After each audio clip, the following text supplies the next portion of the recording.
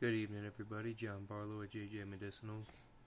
So I've been censored on this topic, but I want to talk about it. A lot of people don't know about it. Leaky gut. For those who don't know what leaky gut is, it's damage to the cellular lining of your stomach, causing chemicals and different bacteria to leak out into your bloodstream, which is why leukemia and colon cancer is at the highest rate of cancer. On top of that, leaky gut also helps with slowing down the process of digestion, which is why a lot of people have indigestion, stomach issues, obesity, and I'm sure the high fructose corn syrup and other things don't benefit either.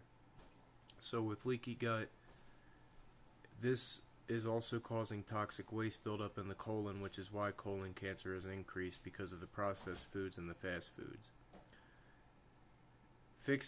But leaky gut will also cause autoimmune diseases to start arising, which can either turn into nervous disorders such as multiple cerebral palsy and Parkinson's, or more often than not, cancer, which is normally has been leukemia and colon cancer.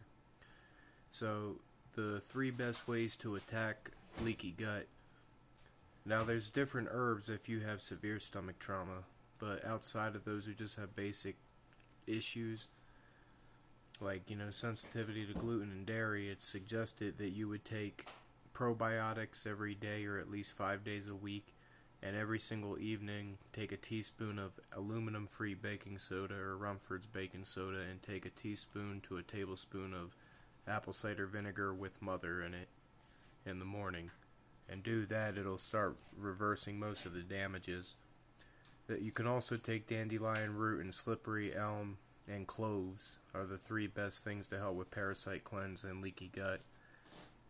And once you work on these issues, you can start reversing some of the damages. One of the top things the FDA doesn't want people to know is mainly that about the leaky gut, but also that your gut controls 80% of your immune system. So if you fix your gut health, you have a higher percentage of turnaround rate for health issues and cancers, autoimmune, and nervous system disorders.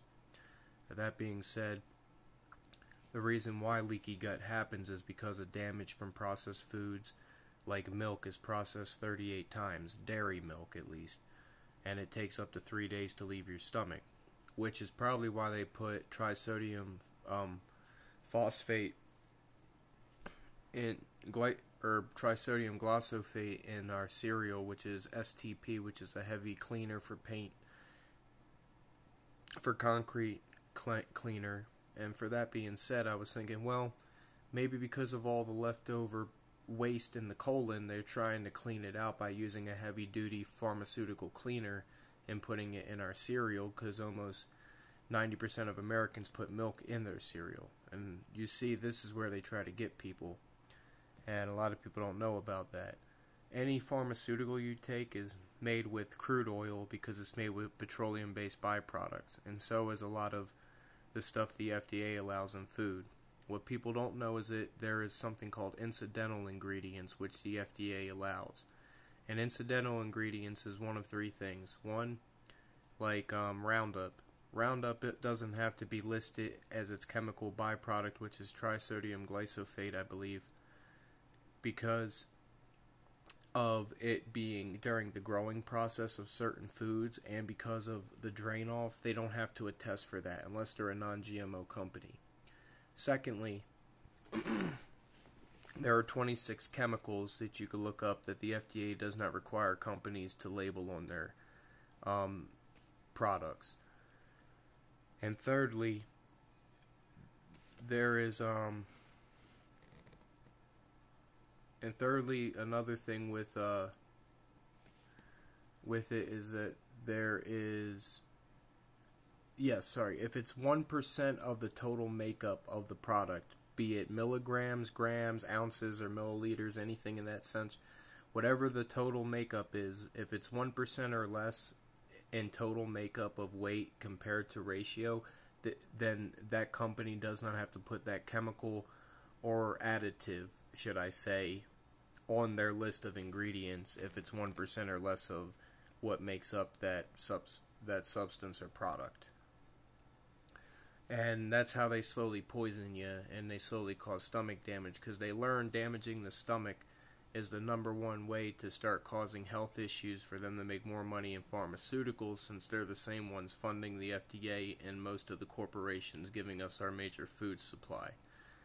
And it's funny because the investors that are okay with it and backing it are the same ones investing in the companies that are putting the chemicals and making the chemicals into the foods and into the pharmaceuticals.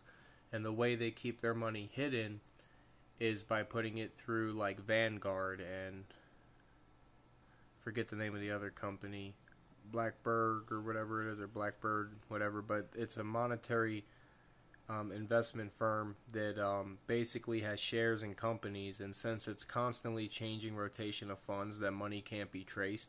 So it's basically people hiding their money in limbo in the air because they have so much of it, because they own the majority of these major organizations that are poisoning us. They also own shares in the corporations of biochemical labs and pharmaceutical industries that are funding and supporting giving these byproduct chemicals and petroleum-based chemical additives to the food organizations, not just to the biolabs making the pharmaceuticals that have the same byproducts causing stomach damage.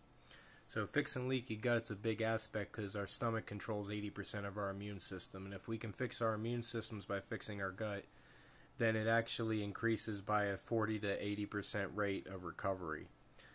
So, like, I've explained this to people. A lot of people would have malabsorption issues.